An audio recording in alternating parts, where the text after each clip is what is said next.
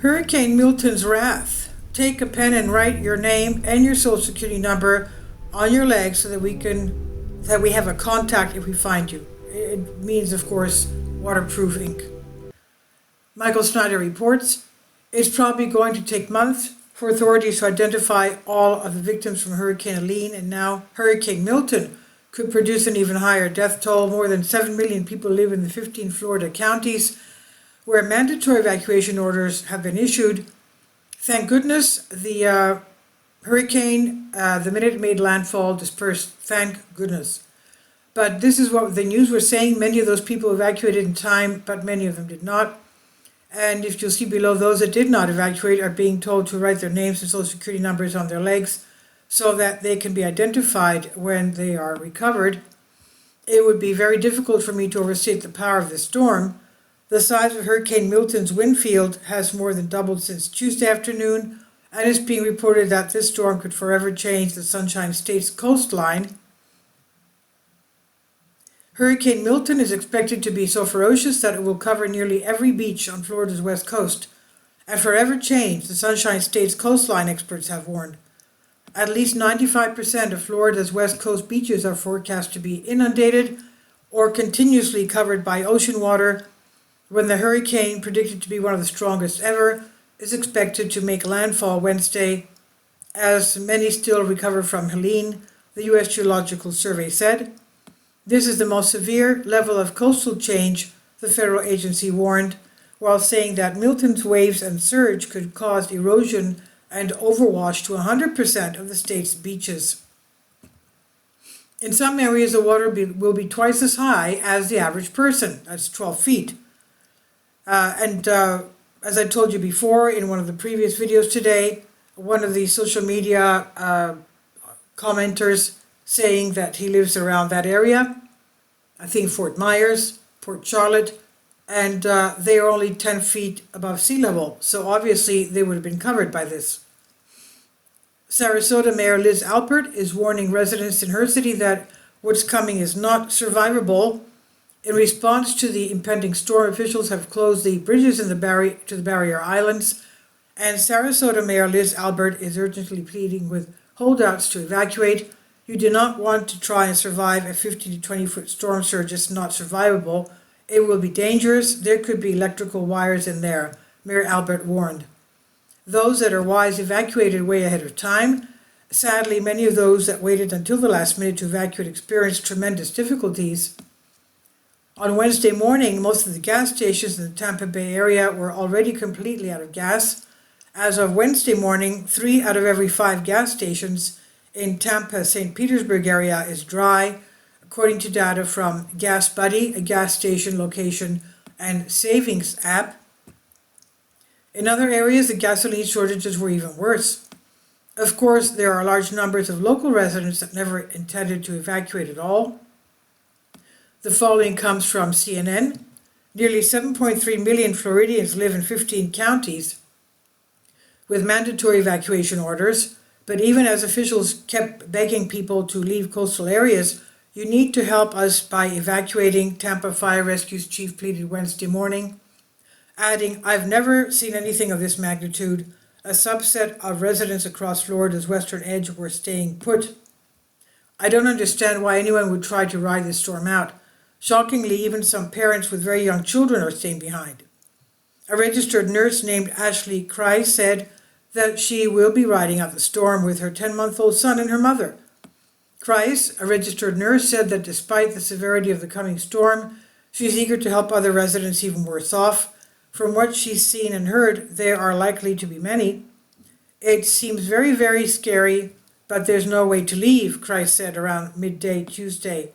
Faced with daunting traffic and seemingly no gas, she said she realized she was going to have to hunker down and try to ride out the storm with her 10-month-old son and mother.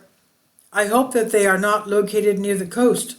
The closer you are to the water, the more likely it is that you will not survive. In one Instagram influencer that lives right along the water in Sarasota tried to explain to her followers why she has purposely chosen to stay behind.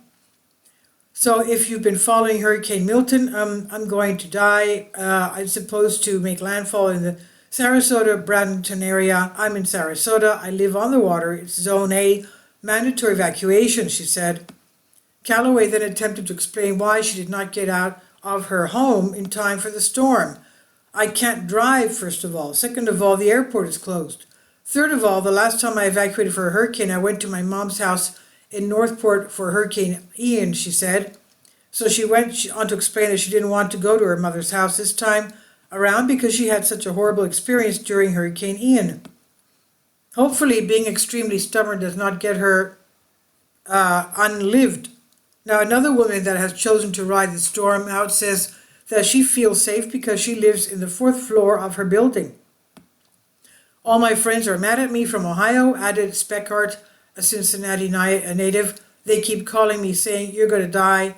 And then you got Tampa Mayor Jane Castor saying, if you don't get out, you're not going to survive. But if Tampa would get it, I mean, you figure, what are they going to be, 12, 15 feet? I mean, that could be 2 stories. The 4th floor dweller said of the potential surge, their building's top floors are much higher than that, she went on, and some units have hurricane shutters and windows. My biggest thing is I don't want to leave, Speckert said. I just see what happens in a week. You know, you got mold, you got damage, I figure I can be here. She's literally gambling with her life. In the end, there will be a lot of victims to this. During an interview with CNN, Holmes Beach Police Chief William Tokajer made quite an ominous statement.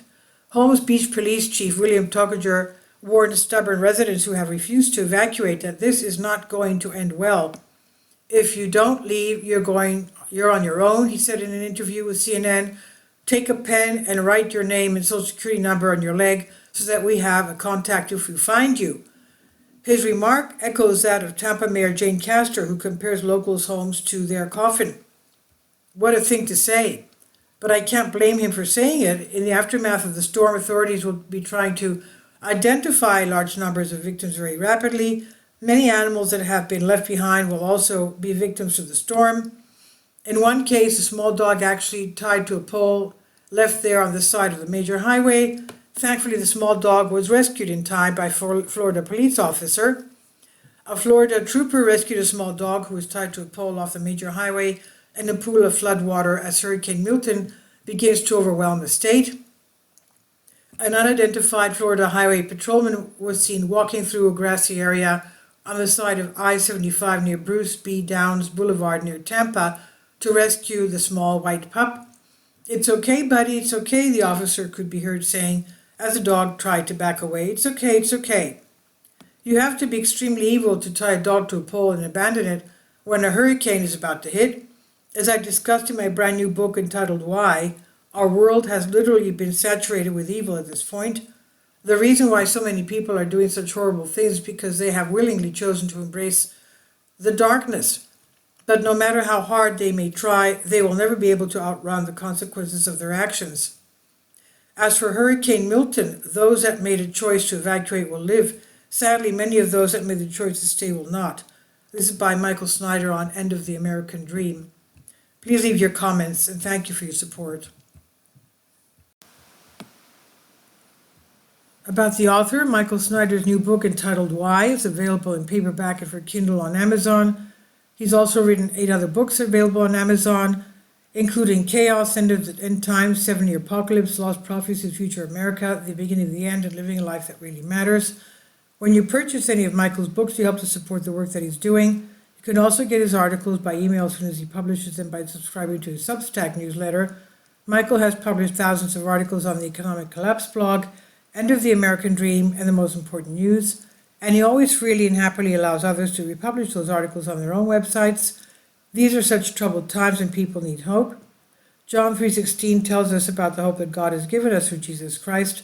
For God so loved the world that he gave his only begotten Son, that whosoever believeth in him should not perish but have everlasting life. If you have not already done so, we strongly urge you to invite Jesus Christ to be your Lord and Savior today. Support my Patreon account. The daily posts are 5 videos daily, and they are totally different from what I have on my YouTube channel.